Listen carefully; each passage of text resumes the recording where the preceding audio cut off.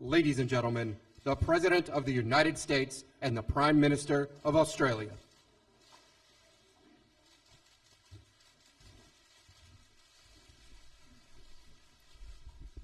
Thank you very much. Thank you. Today I'm honored to welcome my friend, Prime Minister Turnbull of Australia, and Mrs. Turnbull. Thank you very much. It's a great honor. We're looking forward to sending our newly nominated ambassador, Admiral Harry Harris, to you very shortly. He's an outstanding man. You're going to find that. He's a great man. I want to thank the Prime Minister for offering his condolences on the horrible tragedy in Parkland, Florida.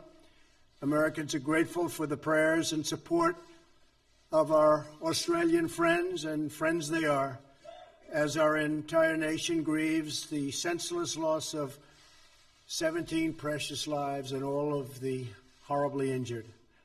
The United States and Australia are currently honoring 100 years of mateship, a term that you use very beautifully, Mr. Prime Minister. A century has passed since brave Americans and Australians first fought together in World War I. Over the last 100 years, our partnership has thrived as a bulwark of freedom, security, and democracy. Last spring, the Prime Minister and I celebrated the remarkable 100-year milestone during an extraordinary evening on the USS Intrepid. And my friend Greg Norman and Anthony Pratt and some of the others who are in the room today, they were, hello folks, stand up Greg, stand up Anthony, where's Anthony? Good. It was a great evening. Thank you. This afternoon, I'm pleased to announce that the United States will name the Littoral Combat Ship 30, the USS Canberra, in honor of an Australian cruiser lost fighting alongside the U.S. Navy during World War II. Our Secretary of the Navy has chosen Australian Minister of Defence Maurice Payne to be her sponsor. I know that the USS Canberra will be a worthy successor to both her Australian namesake and her American predecessor, the former Navy Baltimore-class heavy cruiser, USS Canberra. As she sails the open sea, the new USS Canberra will symbolize to all who cross her path the enduring friendship between the United States and Australia. There is no closer friendship. Today, strengthened by our common values and history, we're working together to promote our mutual interests. I want to thank the Prime Minister for serving as a strong voice for peace and stability across the entire Indo-Pacific region.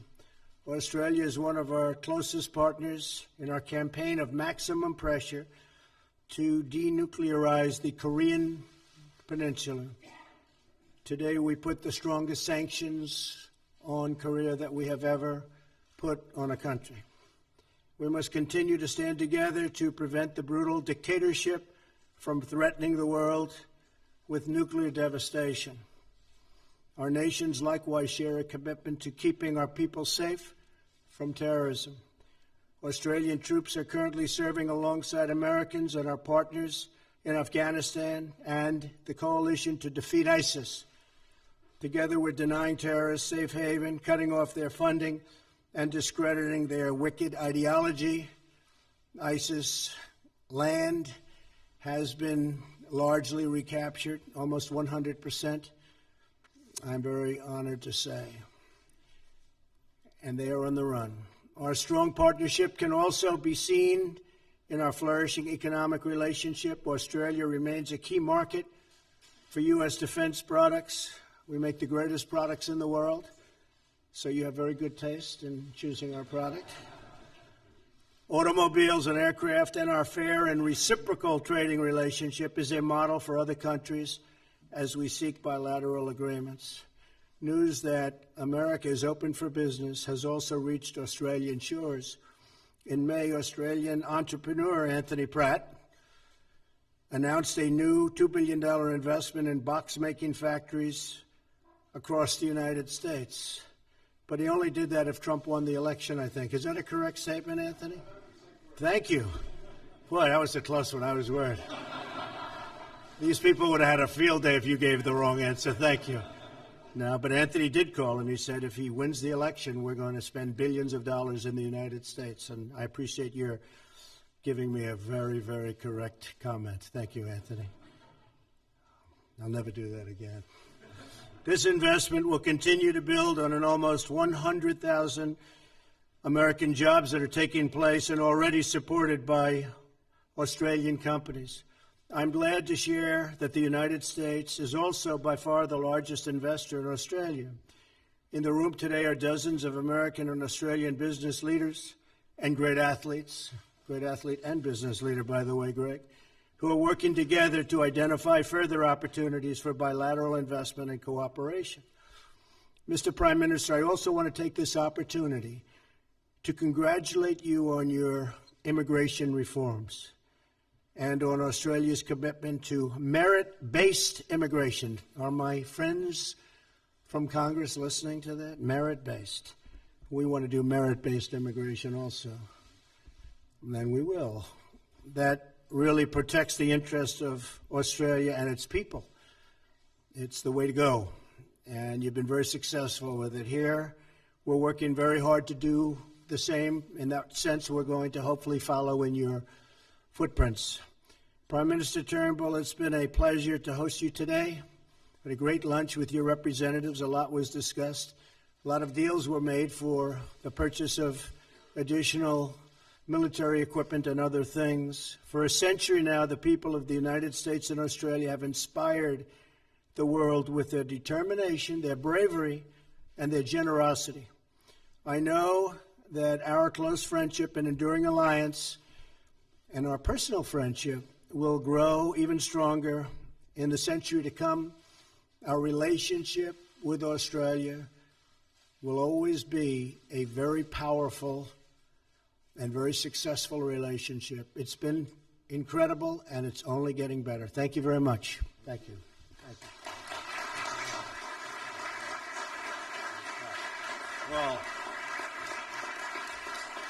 Well, Mr. President, thank you so much. Lucy and I want to thank you and First Lady Melania Trump for your very warm welcome, your generous hospitality and friendship. Our meeting today was a great opportunity to strengthen and deepen our engagement with the United States. You are our most important strategic and economic partner, and to lay the groundwork for a new phase of intensified cooperation, the next 100 years of mateship. Now, I'm here, as you noted, Mr. President, with the most substantial Australian delegation ever to travel to Washington, D.C. We have, in addition to the CEOs, several of whom you have identified here today, who are busy creating jobs, and we spent much of our time today talking about jobs. They are creating jobs in Australia and in the United States, demonstrating that our two great nations committed to competition, to freedom, to economic innovation, science and technology working together, complement each other, and that's why we're seeing strong jobs growth in both countries. We've had 403,000 jobs created last year in Australia, the largest number, Mr. President, in our country's history, in 16 months of continued jobs growth. And we have been inspired, I have to say, by your success in securing the passage of the tax reforms through the Congress.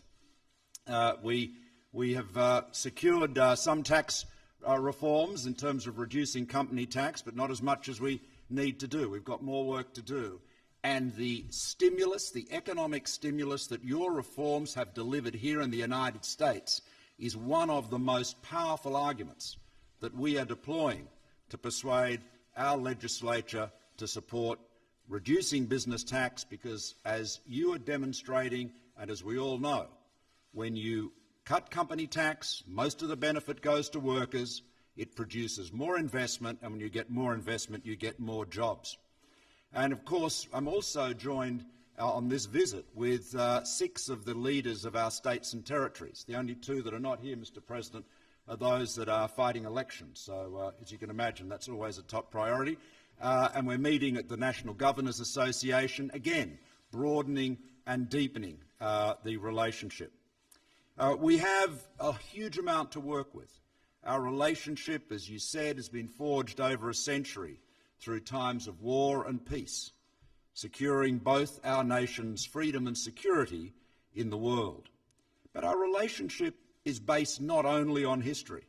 We have the same values. We share a deep well of trust and spirit based on those enduring values of freedom, democracy, the rule of law, enterprise, ingenuity, the spirit of having a go, and if it doesn't work out, dust yourself off and have another go. That is a core American and Australian value. That spirit of enterprise is what leads us on.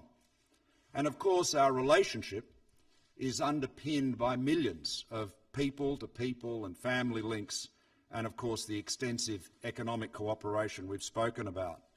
Our security alliance is as close as it possibly could be, yet keeps getting closer.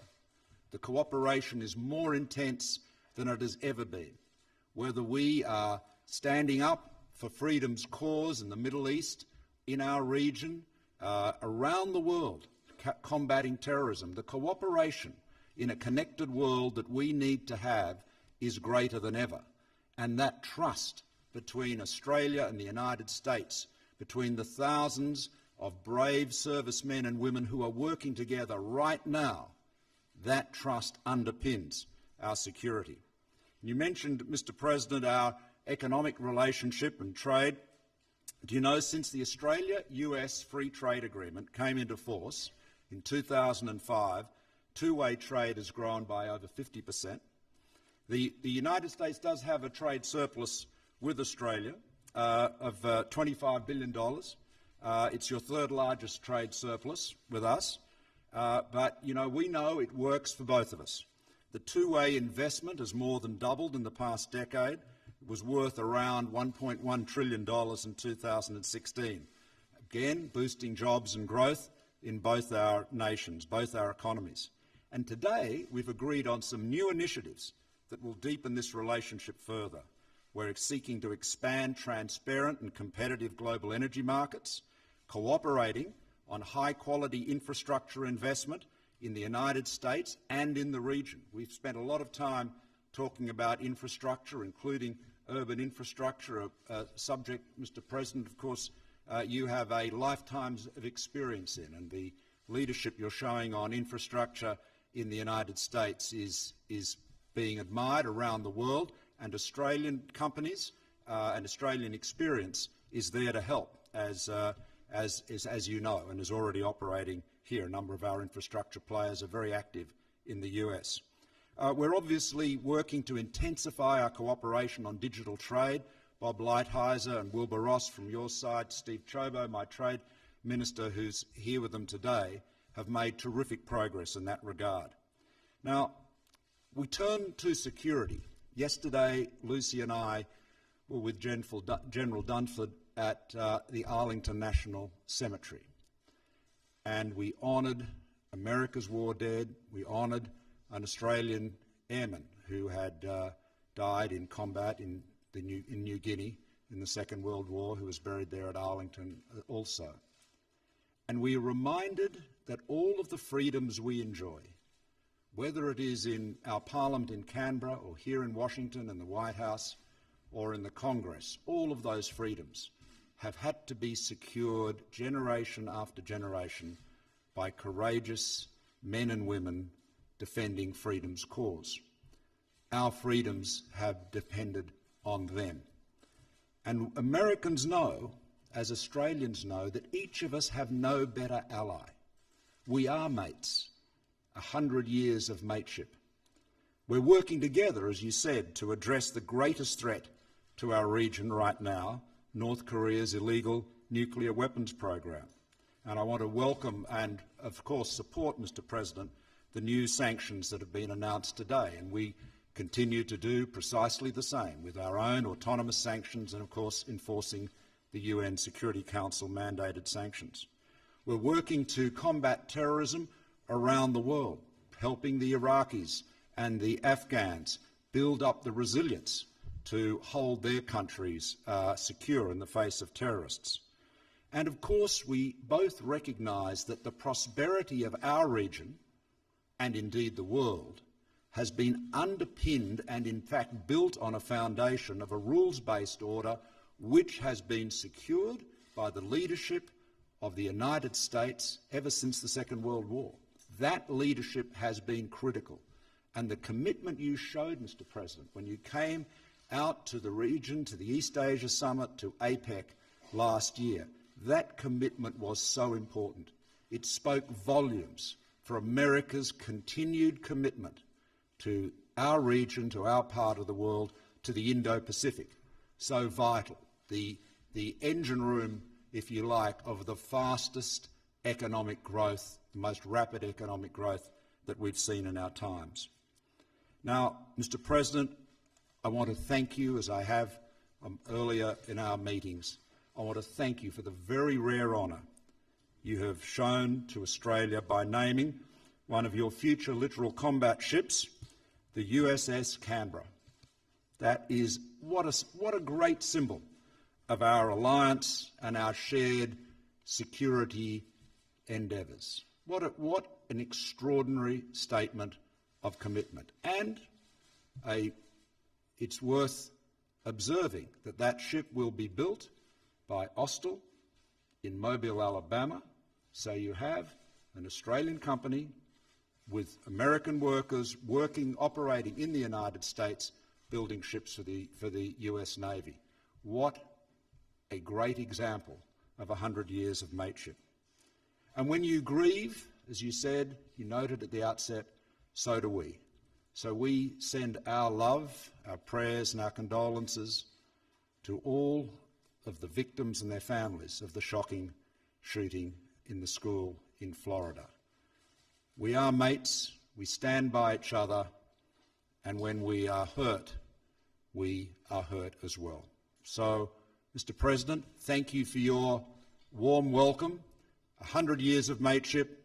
We celebrate 100 years ago on July 4. General John Monash led American and Australian troops into battle in the First World War for the first time. And we've been side by side ever since. 100 years of mateship celebrated and 100 more years to look forward to, closer than ever. Thank you very much.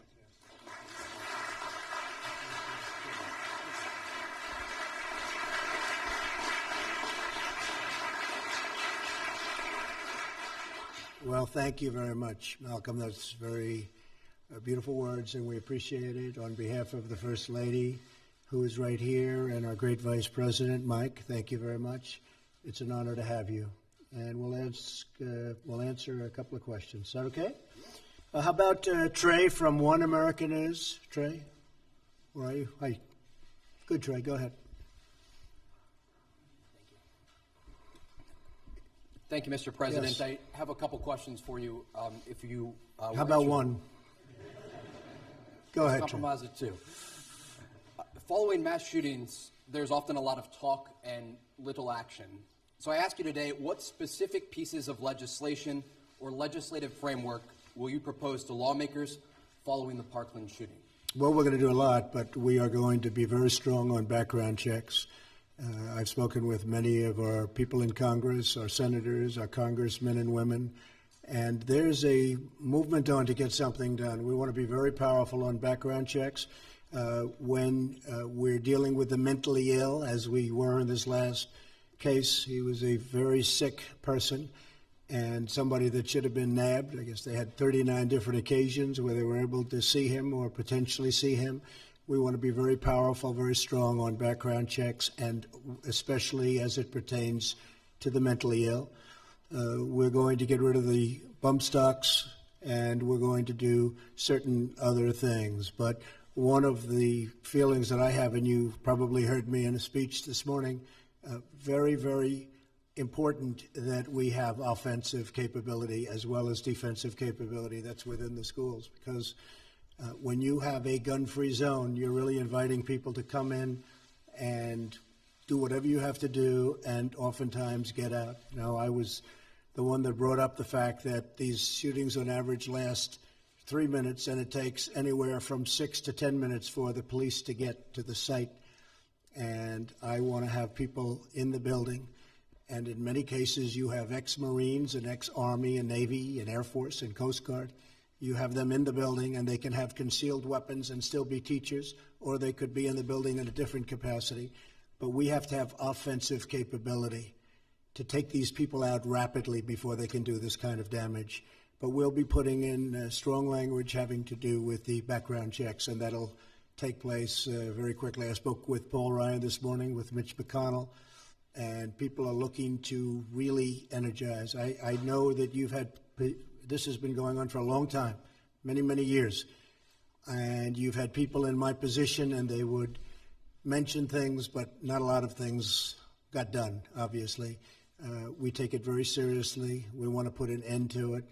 And if, by the way, the bad guy thinks that somebody's in this room with a weapon that's going to be pointed at him with live bullets, he's not even going into the school. It's the one way you're going to solve it. You're not going to solve it with gun-free spaces, because they'll get in there and they're going to be the only one with a gun. So we need offensive capability, and we're going to be doing something about it. We're dealing with Congress right now. Thank you. If I can follow up, Mr. President, amid talks of arming teachers and mental health, what specific commitments to American students can you make that these policies will make them safer? Well, I think it's going to make it safer. And, you know, the problem that's been happening over the last 20 years is people have talked. You said it. It's all talk. It's no action. And we're going to take action. I think it's going to make it safer. I think the fact that you have some capability within a school, they're not going to go into that school. They're not going to do it. You can look at what's happened with airplanes, where we put marshals on planes with guns, where pilots in many cases have guns. Nothing's happened for a long period of time, when it used to it was getting to a point of being routine. When you have somebody with a gun staring you down, it's going to be a lot different for them to walk into those schools. Right now, they look at the sign outside. This is a gun-free environment. That means they're the only one with a gun. And the damage this lunatic did in that school for such a long period of time. And frankly, you had a gun, and he was outside as a guard, and he decided not to go in. That was not his finest moment, that I can tell you. He waited, and he didn't want to go into the school. I just heard this, and it's a terrible situation. But we need people that can take care of our children. We're not going to let this happen again. And the way it's not going to happen again, because they're basically cowards. Innately, they're cowards. And if they know bad things happen to them once they get into that school by people that love the children. See, a security guard doesn't know the children, doesn't love the children. This man standing outside of the school the other day doesn't love the children, probably doesn't know the children. The teachers love their children. They love their pupils. They love their students. They're doing it also from love. Now, they have to be very adept. I'm not talking about every teacher. I'm talking about a small percentage. But people that have great ability with weaponry, with guns, those are the only people I'm talking about. But they'll protect the student. For the Prime Minister? Certainly. Thank you, Mr. Prime Minister, for joining us today here in Washington. Australia is known for helping the Syrian people and Syrian refugees. So I ask you today, as the world watches, what steps can Australia take with the help of President Trump and the United States to ensure that civilians are protected in eastern Ghouta? Well, the Australian Armed Forces have been working as part of the coalition to defeat Daesh in Iraq and Syria for some time now. Our principal concentration or focus of our efforts now is in Iraq, as opposed to Syria, where we are training both their elite special forces unit, their counter-terrorism service, and their regular army and armed police. We have trained over 30,000 personnel at our task force Taji, which is based at the Taji airfield near Baghdad. In terms of refugees, Australia has a very substantial humanitarian program. We're currently taking about 18,000 refugees a year. We've taken 12,000 in addition to that, from the Syrian conflict zone, but we determine which. We are very careful about security, of course, in terms of our humanitarian program, but I think it would be fair to say the President has, of course, the most insight into this area here, but it would be fair to say that ultimately the resolution in Syria has to be a political settlement, and that, I'm sure, is what Secretary Tillerson is working towards. And if I could briefly follow up, specifically though in Syria, as two of the most powerful men in the entire world, is there anything that you can do to stop the bloodshed? Well, ultimately there has to be a political settlement. It is the campaign to destroy Daesh or ISIL has been largely completed. The so-called caliphate has been reduced down to a few pockets. It has been smashed, and that has been, and Americans and Australians have worked bravely, effectively with our allies and partners in the region to do that. And that's very important, by the way, to keep Australians and Americans safe at home, because the image of ISIL's invincible caliphate, sweeping across Syria and Iraq, and they said they were going to sweep across Europe, all of that was a big recruiting tool. So this was a very important part of our global effort. But ultimately, the settlement in that region has to come from a political settlement among the people who live there. I will say what Russia and what Iran and what Syria have done recently is a humanitarian disgrace. I will tell you that. We're there for one reason. We're there to get ISIS and get rid of ISIS and go home. We're not there for any other reason, and we've largely accomplished our goal. But what those three countries have done to people over the last short period of time is a disgrace. Okay, would you like to ask a question, Mr. Prime Minister? Yes, I think, yes, we're Phil Curry from the Australian Financial Review. Thanks, gentlemen. Mr. Trump, Mr. Turnbull. Phil Curry from the Financial Review. To you, Mr. Trump, just on the region and China and associated issues, the United States Navy has conducted frequently freedom of navigation sail-throughs through the disputed areas. Would you like to see the Australian Navy participate directly in those operations alongside the US allies? And whilst on the region, can I ask you what your latest thinking is on the Trans-Pacific Partnership? Are you softening your opposition to that, or do you remain as opposed as ever? Well, I think the Trans-Pacific Partnership was not a good deal for us. And if they made it a good deal for us, I'd go in. But honestly, it wasn't. I like bilateral deals much more than multilateral. I like to be able to negotiate with one country, and if it doesn't work out, you terminate. And during the termination notice, right after you get sent, they call you and they say, please, let's make a deal, and you fix the deal. When you get into multi, you can't do that. But Trans-Pacific Partnership, TPP was a very bad deal for the United States. It would have cost us tremendous amounts of jobs, would have been bad. But there's a possibility we would go in, but they will be offering us a much better deal. I would certainly do that. As far as your lanes are concerned, we'd love to have Australia involved, and I think Australia wants us to stay involved. I have to say we've developed a great relationship with China, other than the fact that they've been killing us on trade for the last long period of time. Killing us, absolutely killing the United States on trade. But we have developed a great relationship with China, probably closer than we've ever had. And my personal relationship, as Malcolm can tell you, with President Xi is, I think, quite extraordinary. He's somebody that I like, and I think he likes me. With that being said, he likes China, and I like the United States. But a lot of things are happening. It's going to be a very interesting period of time. But we do have to straighten out. And as much as I like and really respect President Xi, we have to straighten out the trade imbalance. It's too much. It's no good. Okay. Kieran Gilbert from Sky News. Kieran Gilbert, Sky News Australia. General Mattis has called China a revisionist power and that there are growing threats from China, yet you're very positive about your relationship with Xi. Can you tell us, is it a friend or a foe? And on North Korea, the sanctions, if they don't work, are all options still on the table? Can I get your answer and also the Prime Minister's thoughts? Well, to the second, we'll have to see. I don't think I'm going to exactly play that card, but we'll have to see. If the sanctions don't work, we'll have to go phase two. And phase two may be a very rough thing, may be very, very unfortunate for the world. But hopefully the sanctions will work. We have tremendous support all around the world for what we're doing.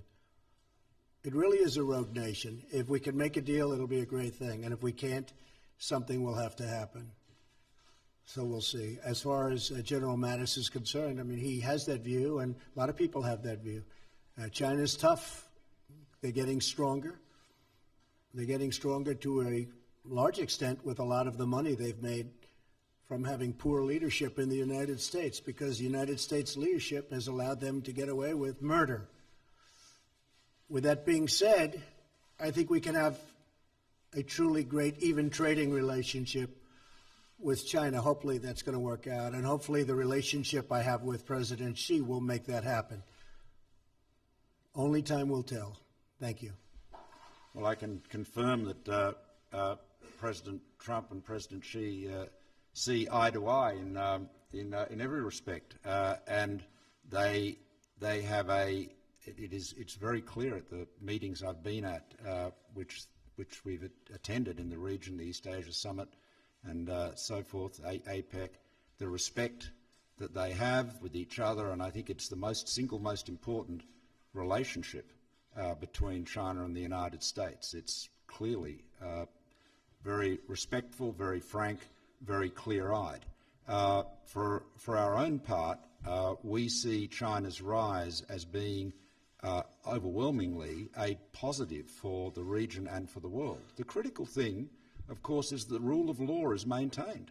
You know, that is, you know, there are people that want to try to paint the United States and its allies like Australia as being against China in some sort of rerun of the Cold War. You know, that is not appropriate. It's not accurate.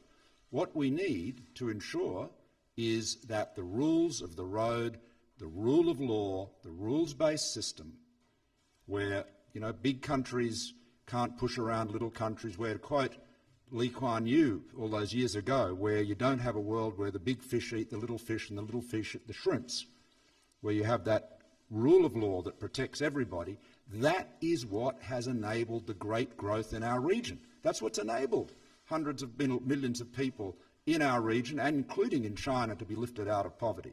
So maintaining that rules-based order is what we are committed to, and we all have a vested interest in doing so. And I just want to say again to the President that his presence, his own personal presence in our region at the end of last year sent such a powerful message. The regular visits by Secretary Tillerson, Secretary Mattis, and of course the presence of the United States Navy and so many other manifestations of American commitment to the region is so important to maintaining that rules-based order. Believe me, that has been the foundation of the success, the prosperity and the security these last 40 or more years. I don't think we've ever had a better relationship with China than we do right now. The only thing that can get in its way is trade, because it's so one-sided, it's so lopsided, and the people that stood here for many years in this position, right where I am right now, should never have allowed that to happen. It's very unfair to the United States, and it's very unfair to the workers of the United States. Very, very unfair. And even today, it's extremely hard on companies that want to do business in China, because the barriers are incredible, whereas the barriers coming into our country are foolishly not. Foolishly. I believe in reciprocal trade. If they do something to us, we do something to them. Well, that never happened. And it's gotten worse and worse over the years, but we'll correct it. That can be the only thing that can get in the way of a truly long-term great relationship, because we have all the ingredients for friendship. From the Washington Examiner, Gabby. Thank you, Mr. President. Your Chief of Staff, General Kelly, has recommended ending the practice of granting interim security clearances to members of the Trump administration. Yeah. If that proceeds, would you be willing to grant a waiver to Jared Kushner, one of your senior advisors? Well, Jared's done an outstanding job. I think he's been treated very unfairly. He's a high-quality person. He works for nothing, just so, nobody ever reports that, but he gets zero. He doesn't get a salary, nor does Ivanka, who's now in South Korea, long trip, representing her country, and we cannot get a better representative. In fact, the First Lady, Melania, was telling me what a great impression she made this morning when she landed in South Korea. Jared is truly outstanding. He was very successful when he was in the private sector. He's working on peace in the Middle East and some other small and very easy deals.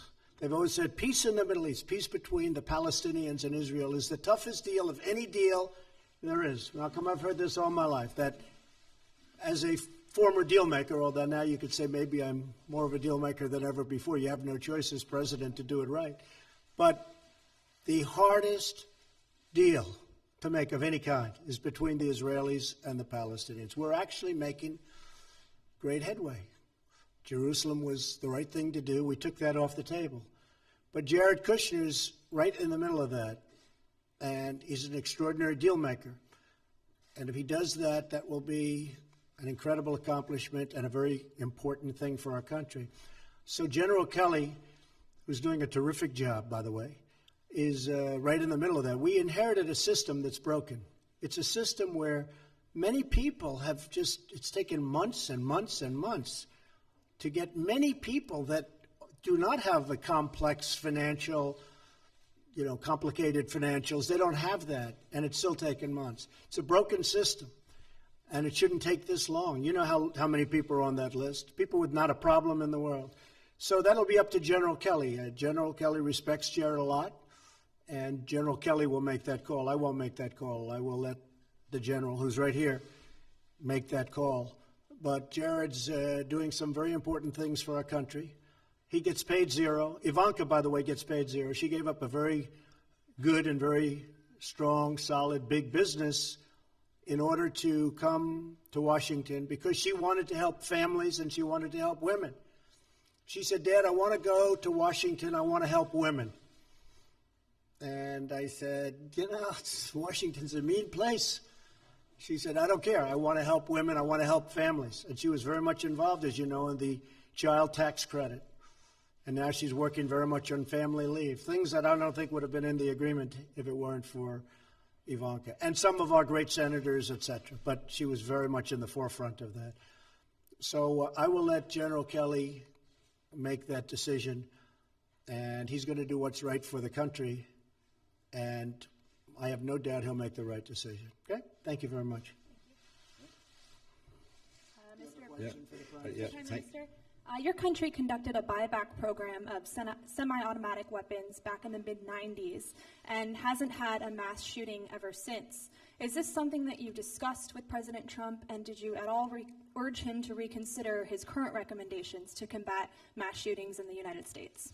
Well, our history with gun control and regulation is obviously very different to the United States. And you're right, there was a mass shooting in Tasmania in 1996.